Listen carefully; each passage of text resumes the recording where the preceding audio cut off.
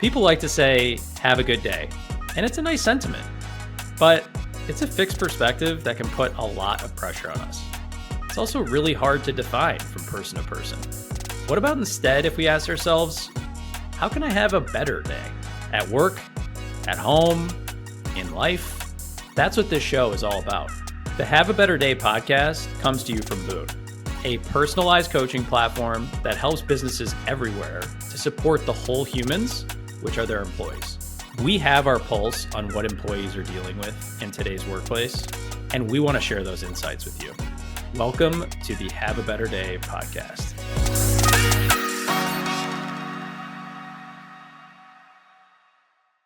All right. Thank you all for being here today. And we are joined by the amazing Cathy Manginelli, who's the Chief Talent Officer at TriNet. She's been in the performance management, organizational psychology world for 30 plus years and is here to spread some wisdom on all of us around all things performance reviews, 360 reviews, and just overall how to think about managing your team more effectively. So always feel lucky to have conversations with Cathy around this sort of stuff and look forward to digging in. Thanks. All right. Well, Cathy, we are so happy to have you here. Always enjoy our conversations, especially around this topic and performance review season coming up. So I guess just Chief Talent Officer at TriNet, Cathy, tell us a little bit more about your background and how you got to where you are today. Well, thanks. So it's always a pleasure to be talking with you. I enjoy it so much. So thank you for having me. First, I just want to say that. So my background, I was one of those, I guess, funny or odd people that knew what they wanted to do with their life. Right after I took my first course in organizational behavior at Cornell University, I just got so fascinated with the work and thought, if there's a way I can do this and dedicate my life to this and helping people and teams and organizations thrive through people, sign me up.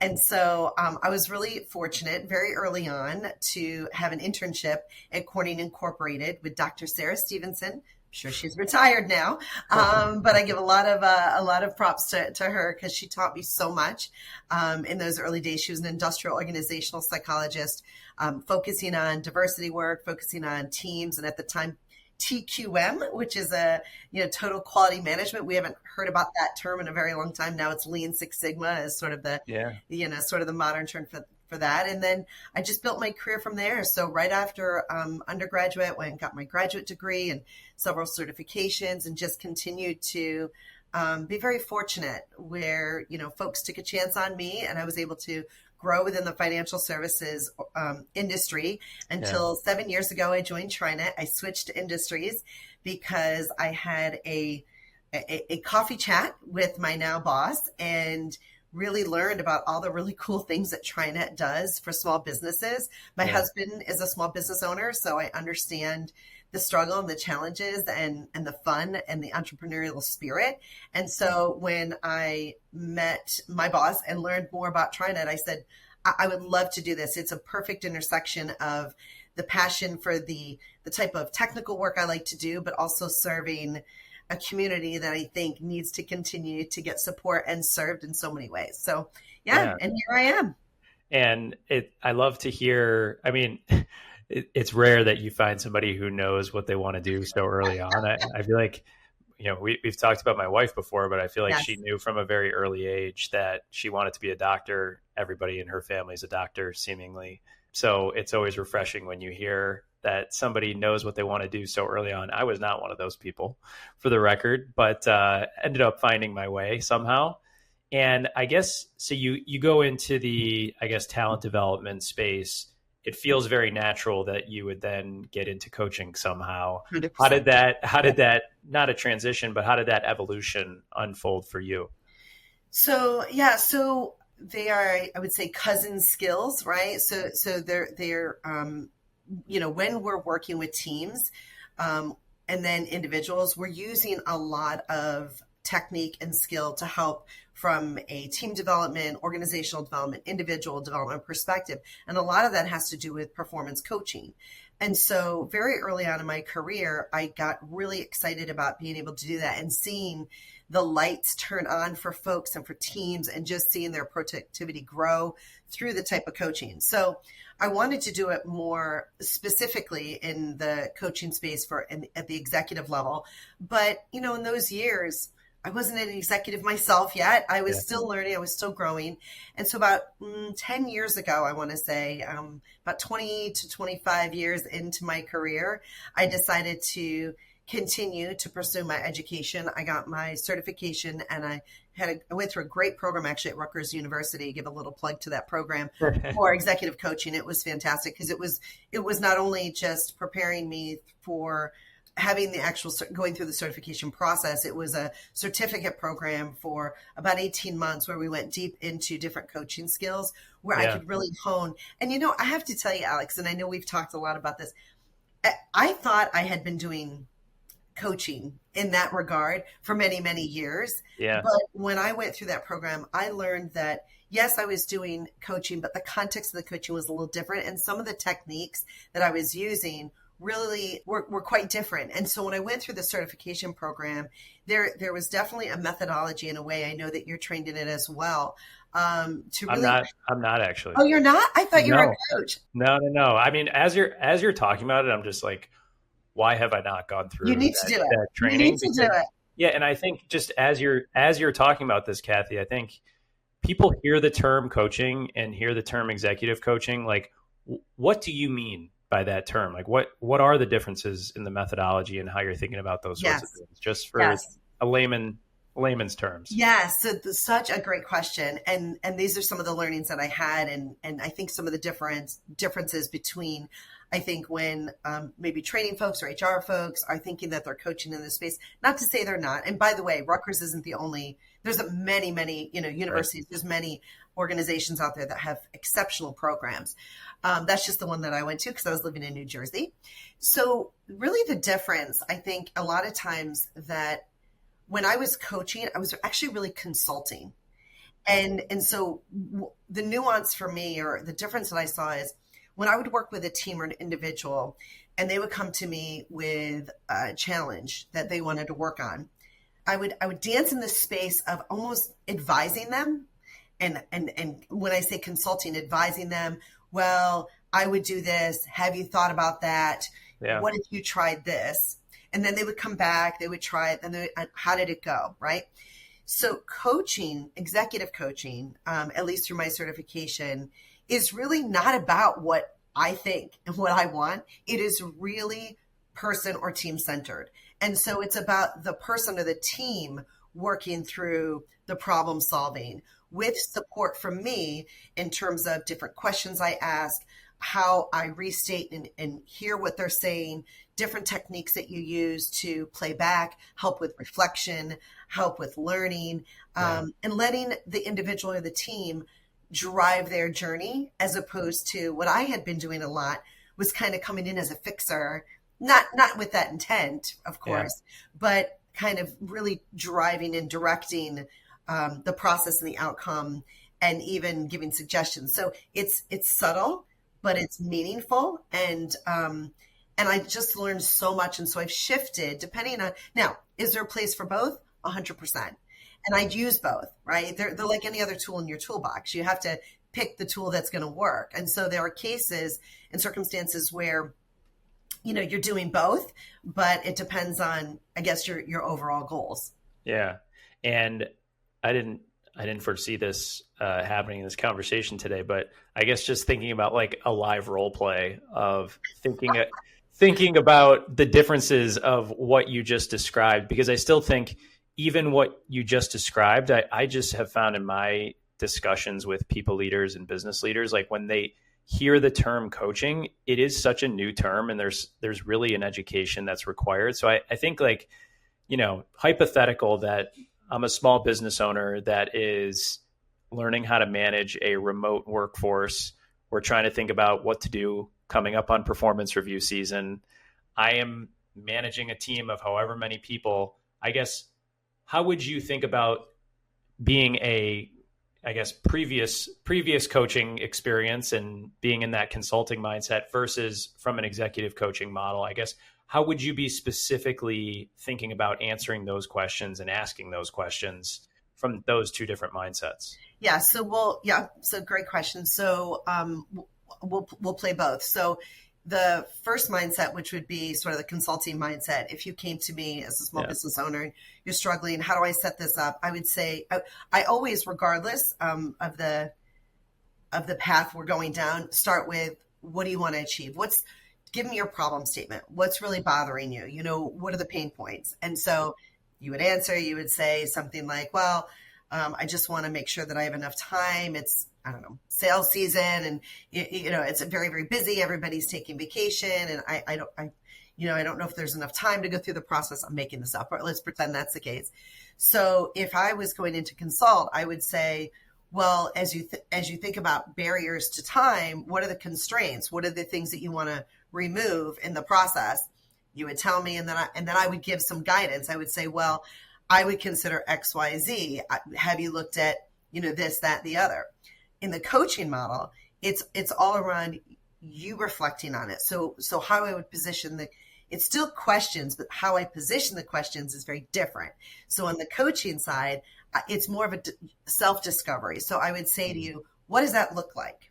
And they're deeper questions. They're not just sort of, sometimes CEOs or small business owners or leaders, they just want your help to problem solve. So that's that's the consulting advisory side. Again, big space for that.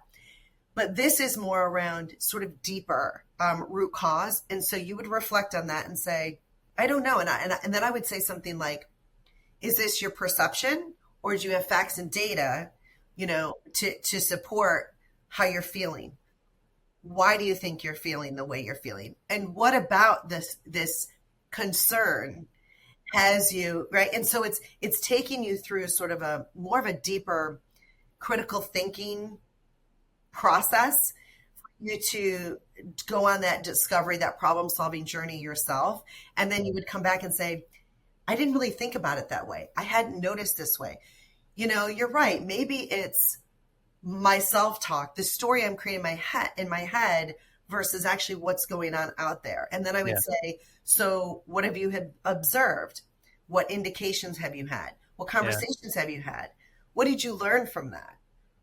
And so it's more of those type of those questions. And there's a whole methodology. And the other thing I think too is a big difference is, I think sometimes folks will say they want an executive coach, or they come to us to raise their hand and say, because I need a coach. But then they have no clue what they want to work on. So they'll expect the coach to tell them, right? So they'll say, well, I don't really know. I just know that I'm having issues, or I just know that I'm not jiving with my boss, or I'm not getting the clients, or I'm not seeing the productivity, right? Yeah. So as an executive coach, when you're in that moment, it's like, that's really tough. Right? Yeah. Because where do you go? How do you take them on a journey to problem solve if they don't know the problem that needs to be solved? So that's where I think sometimes some of that good self-awareness, and I know, we're going to be talking about 360s at some point too, like helping people kind of unpeel that onion and unpack what's really going on. And so actually I can tell you, so I have a coach. Most coaches have coaches. We love it, and it's full circle. So yesterday I was having a conversation with a coach. I was all, kind of spun up about something that happened.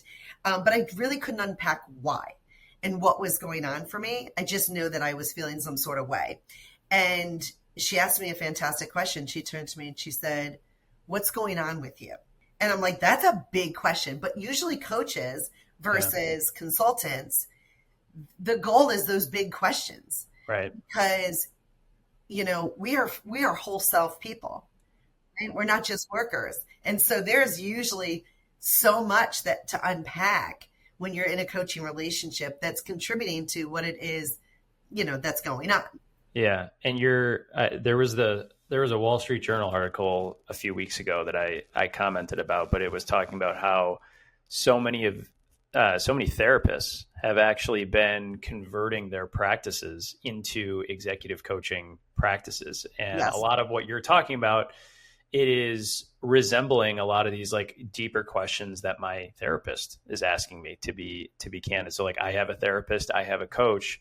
How do you think about, obviously you're not trained as a licensed psychologist or therapist.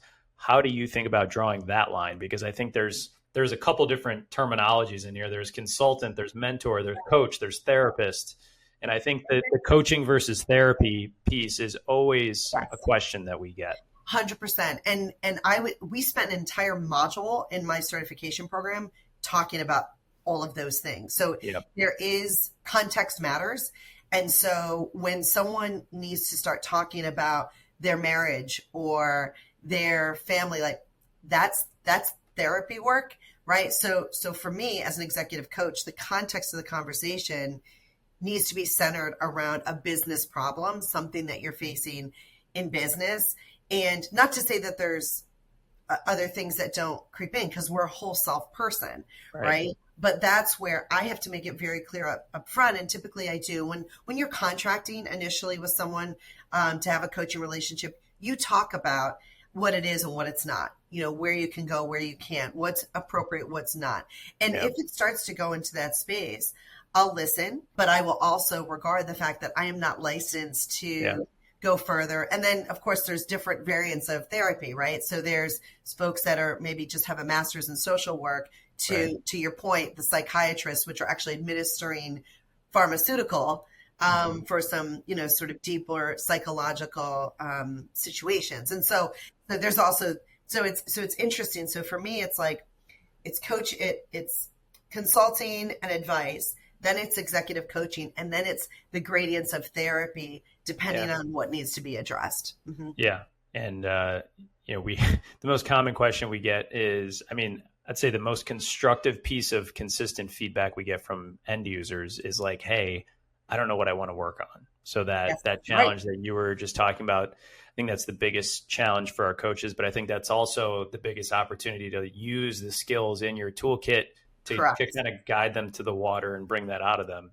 The other question is like, how do you think about coaching versus therapy? So I guess just pivoting a little bit into our conversation around just performance review season, and I guess tying into what we've been talking about, I guess just talk a little bit more about like, what have been some of the biggest values you've seen through gaining that self-awareness that is so important to thriving as a leader in today's generation. And I guess, what are the benefits that come from 360 reviews and then coaching more broadly? Yeah. So I would first start off by saying it's not even in today's environment. I just think as a leader, the most critical skill you can have is self-awareness. You have to understand the impact of the intent and what you say, how you're interacting. Folks look up and around, they're observing, and there's expectations. So to me, self-awareness is huge, and understanding what your blind spots are, because we all have them. Nobody's perfect. So we all, right. And nobody is going to fit in every culture, every sort of leadership circumstance. So being really aware of your strengths, your opportunities, how you boot up, how you're perceived, the impact that you have, how you relate or not to others, it's just huge. And I think that, and I'm sure we're going to talk for days about feedback. It comes in so many different ways, right? Yeah. There's so many ways to get that self-awareness. One of the things that you asked me about my history and kind of how I got to where I am and how excited I am about this work.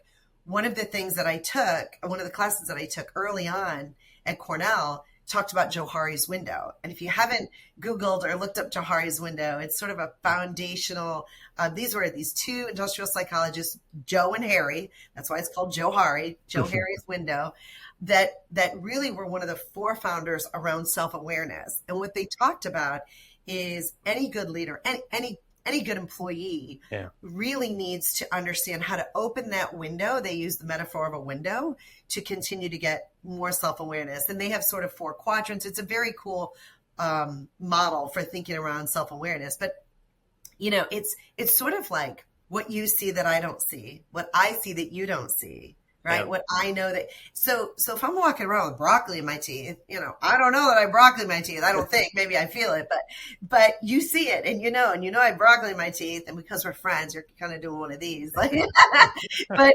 it's sort of that. So you've opened a little bit of the Johari window, right? Yeah. Because it's something that you see that I don't, Yeah. that is helping me get more self-aware. And then, so I would say that they were sort of the forefathers to sort of this EQ movement, which also has dimensions of self-awareness, right? There's self-awareness, social awareness, and so on, right? Yeah. And I'm curious, how have you seen that movement evolve since I think we're in such a different place in society on what it means to grow, what it means to open up today versus, even 5 years ago.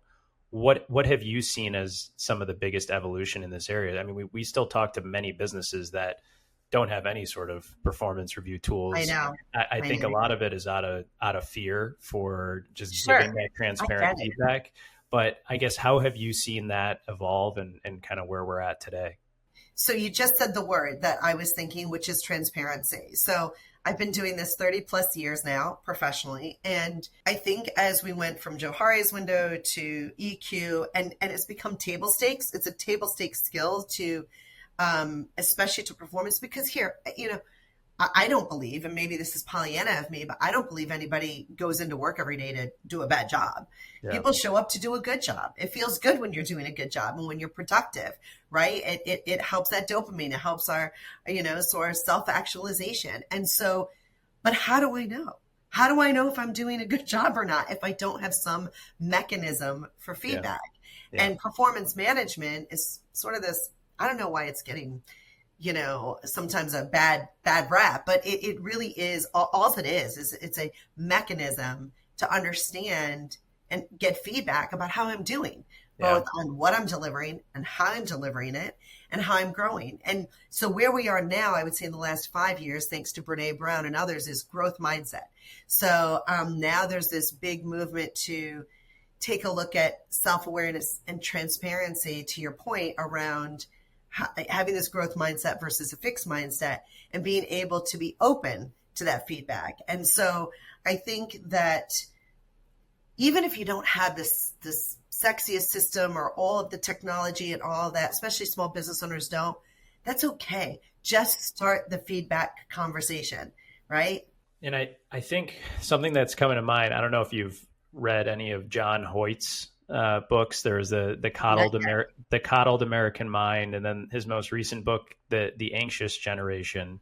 Oh, okay. I have to put that on my list. It's kind of talking about this thesis that this millennial Gen Z generation, part of what they have been growing up with is this constant need of validation.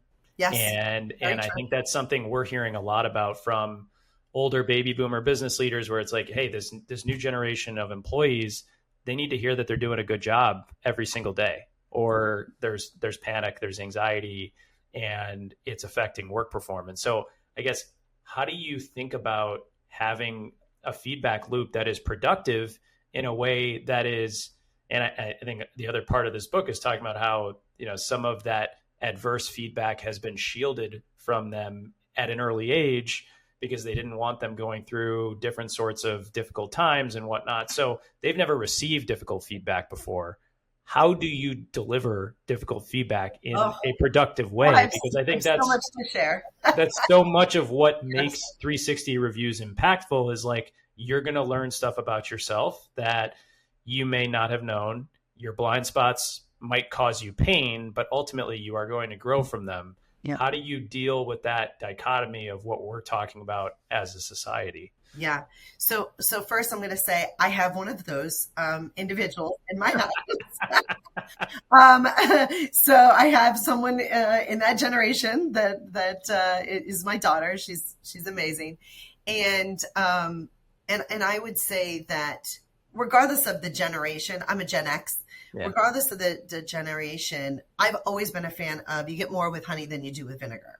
So I think, first of all, I've never approached feedback in a way that is berating, demoralizing, 100%. Harsh, or hard, right? So I think if that's our starting place, and we understand that people have to understand what they're doing well to accept ways to grow. And it's in the context of that, right? So if I'm giving someone an assignment, and this will, and I think we do need to challenge our traditional academia, at least in the United States, because the grading system is about taking points off, not putting points on.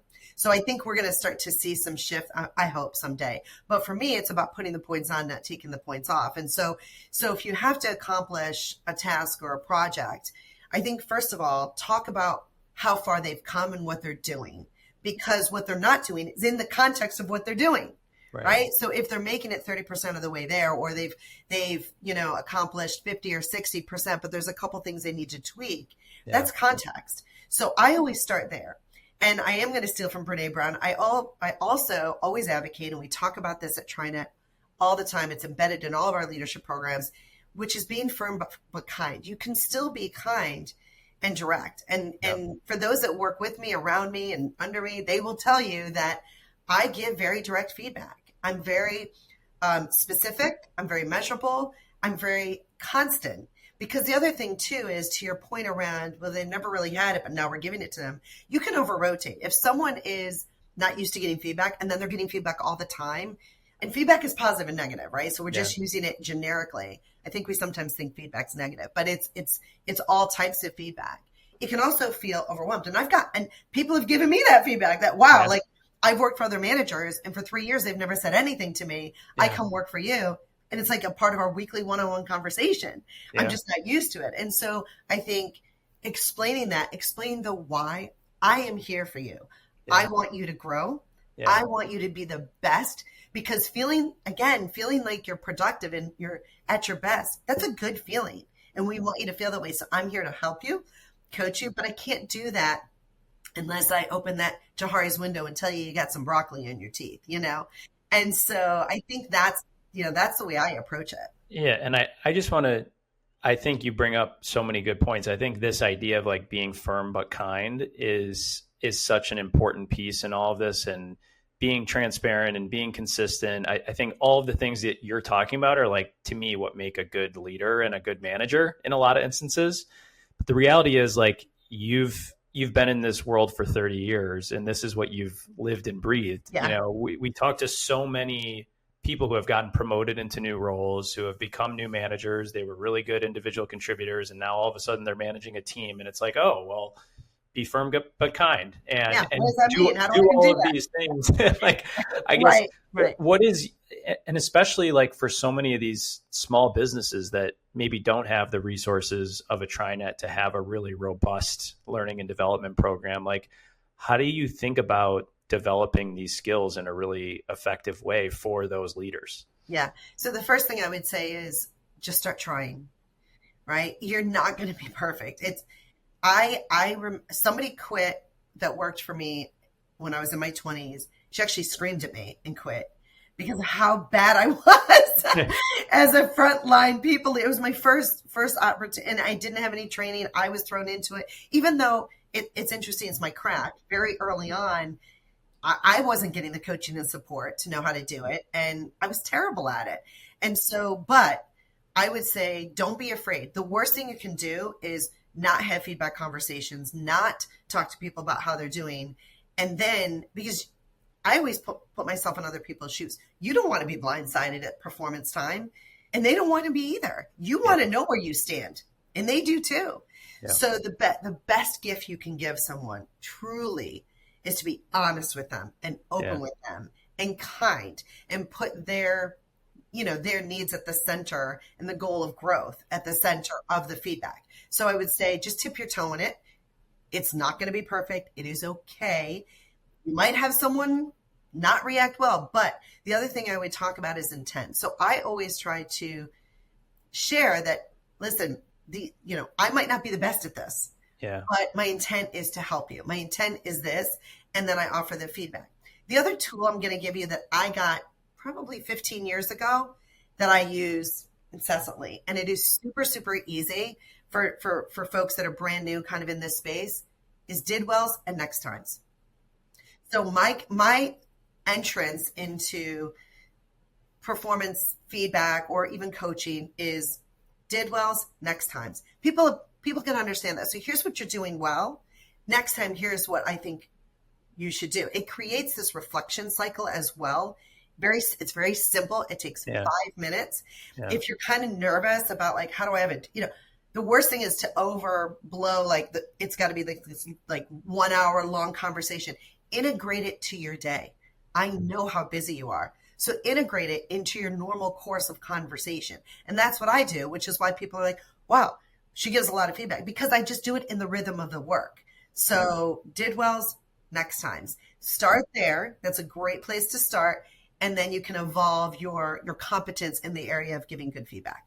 I love that. And it's something really simple and easy to start just thinking about in your day to day, which I think is what a lot of people are looking for. And then I think the other piece of this is 360 reviews, which, I wanted to just maybe take a step back and have you give everybody a lay of the land on like, what are 360 reviews about, and just the value of these in a more, and traditionally thinking about these in a more comprehensive context than some of what you're talking about with performance reviews. Sure. So a few 360 reviews is sort of the common term for what I like to call is multi-rater feedback, right? Because there's a lot of different ways you can get feedback. 360 means getting feedback from everybody I'm working with, up, down, around, and over, right? Is probably the most comprehensive. But you could do 180. So if you just need some feedback from your leader or from a different constituency, your stakeholders, right? So there's tons of different ways you can get feedback. And so I think I'm going to start there, and then I'll dive into 360 specifically. So again, I think sometimes people think that feedback is sort of this big, scary thing. It can be observation. You're nodding your head at me right now. That is feedback. That's telling me, yeah, I get what she's saying. Yeah. Right. So feedback can come in so many forms, formally, informally, and cues. Right. Yeah. And so if you just are an observer in your work and in your workday, you're probably getting a lot of feedback that you're missing, that you're not even seeing, right? Through the way people are responding to you, the type of emails you're getting, the type of customer reviews, whether you're doing like an NPS or an engagement survey, that's a form of feedback, or complaints, that's a form of feedback. So feedback, it comes in many, many forms, and you just have to be open to it, but integrate it. And so 360 specifically, typically, we've seen them being used with the intent of growth. Some organizations, and I don't advocate for this, do use it for performance improvement, right? Where if there's an issue, I don't engage in those kind of 360s. I don't think they're helpful. I don't think they create a safe and feedback-rich culture when you're doing it in that way. And listen, if you and I are peers, and I'm zinging you on a 360, right? And you can zing me, right? That's just, you don't want to create that kind of environment. So right. 360s are multi-rater. Again, I mentioned they typically are a formal survey type assessment that is given, where it is usually done by a third party, and I would recommend and advocate done by a third party. You can administer it internally, but you want to have that confidentiality, psychologically safe kind of guardrail in place. Right. And so it's usually feedback from your direct reports, if you have them, your direct manager, your peers, and then usually some other stakeholders that you work with. And that's why it's called 360. Yeah. And I think a lot of the conversations that I've had around like, hey, we tried 360s and we really didn't have a good experience with it. The typical feedback that we get around that is we did a third party assessment and then we just gave it to this person for them to go read. And I guess, how do you recommend when you say administer, what do you mean? Oh, yes. So there is a lot of administration that goes around clicking, that survey button that really can make a difference. And so first of all, I think you have to figure out what your goal is, because there's a million different types of 360 assessments. And so when I'm working with a client internally, what is our goal? Do you want to get feedback on this, on that? Usually 360s are based in some sort of competency or behavior evaluation, right? And so I think that's the first thing. The second thing is, once you've decided that and you've picked your tool, and you got to pick the tool, right? Just like I talked about, if you need a hammer or a nail, the tool matters. So you pick the tool that will get you the kind of insight, because that's the point of it, right, that you really need. Then you have to start to work through the program management of it. And so the first thing is communicate, communicate, communicate. So explain why you're doing this to the people that are going to be participating and rating, right? So we have templates that we've built internally to say, hey, Alex is looking for some feedback. He's really open to it. We'd love you to take 10 to 15 minutes to complete this. This is what's going to happen with the feedback, right? Second thing, set thresholds. If you don't have thresholds of confidentiality, then people are not going to feel comfortable. So we have like a threshold of 3 to 4. So you have to have a minimum of 3 to 4 raters, because if you have, and I advocate for more 6 to 8 raters in each category. We will not do a survey that doesn't have at least that. In small companies and small businesses, that might be tough. So what I would recommend in that case is you just combine categories. So peers might get combined with others to give you more critical mass, and it is going to be harder for you to understand the voice of that stakeholder group when you do that, but I do understand the dilemma there. So I would say, first thing is make sure that you're communicating the intent, the process, how it's going to go, why. You set your thresholds, and usually your survey provider, they might already have recommendations around that depending on the survey. And then when you administer it, you give a timeline, like 10 business days, if you will, to provide that feedback. You have someone monitoring to make sure that, or the survey provider will do that, usually for cost, to let you know, okay, we're almost at 100%. Now, the other big thing that I would say, you close out the survey, then what do you do? The so what, now what? You've got the information. How do you help the person interpret and understand? So 2 things that I do. I never release the survey without having a conversation, because if they get this, the survey results, if I was doing this with you, Alex, and you got the survey results, do you even understand what you're looking at? Some of the tools are really complicated. Do you understand how to take it? And by the way, yes, like if there's some intense stuff in there, like you're going to need someone, and I would say it's not your manager. It's a neutral third party, usually somebody in HR, or if you have somebody in that type of role, or again, the third party, they can provide an interpretive session as well. So I usually release the report about 2 hours before the meeting, giving them a little teaser to look at it. Then we have the report discussion, and that's the debrief. That's where I walk them through the construction of the report, how it's actually created, but then also what is it that they're seeing and things that came out for me in the insights that I had. Then I let them digest. I then set up a meeting with them and check in with them about a day or 2 after. Do you have any questions? Would you like to jump back on a call? How can I continue to help you think through this?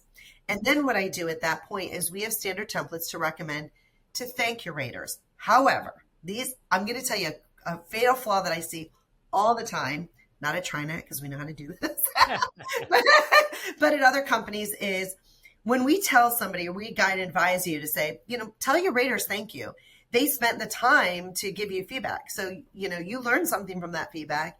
And if you want people to continue to give you feedback, you have to acknowledge it and do something with it. The best way to shut down feedback is to not acknowledge it and don't do anything with it, right? And so the fatal mistake that I see many people do is they just email their report. Thanks, Alex. Here's what I heard you say about me. No. How's that going to make you feel? Oh my gosh. And then I'm seeing everybody else's comments and so what we recommend is themes. What did you learn? That's what's important. Thank you, Alex. I learned a lot from this 360, and I'm going to be working on helping myself better with conflict management, being more direct in my performance feedback, whatever those themes are, that's okay. And I think that's important to acknowledge those. So I would say do that. Don't send your report. Don't share your report in a team meeting or go specific or pull out comments or try to figure out who said what. That's not the intent of this. Right. And that is how these things can go sideways very quick in a company. Yeah. So I mean, a lot of it does come down to communication and really having somebody that you trust who has done this sort of thing before and can kind of walk you through all of those motions. Yes. So, but when done effectively, it can be an extremely impactful resource. I mean, 80, 90, 85, I was reading some stat the other day. I think Forbes said 85 or 90% of Fortune 500s use it as a regular practice in their business. I mean, we use it. I've never not used it in all the companies I've worked. It can be so effective for opening Jahari's window, creating self-awareness, calibrating to understand the perceptions. And remember, it's point in time. Right. So it's not a forever. It's not me, so sometimes people get the feedback. It's point in time feedback. So you always have to remember that too. Yeah. And I guess as we're wrapping up, I mean, so many good things in here. I guess things I always like to have as a takeaway from this, and I think you've been sprinkling them throughout, but I think, for the people leaders or business leaders who are listening to this and want to have like actionable takeaways on how they can start embedding more tangible performance review feedback into their business, what would you say to them around just 2 to 3 things, say for a small business owner or people leader? And then new managers, how can they think about managing their teams more effectively and embedding that into their day-to-day? Yeah.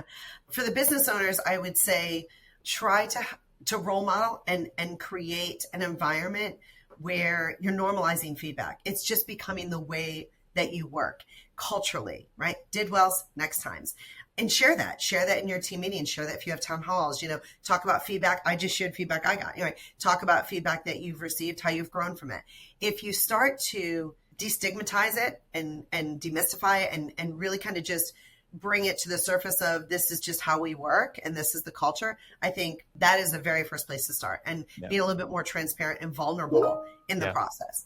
For managers, tip your toe in. It's going to be okay. Try it. And if you need to try it on someone like a friend at work, how would this land on you if I said this? Or, to practice a little bit, use some techniques, AI.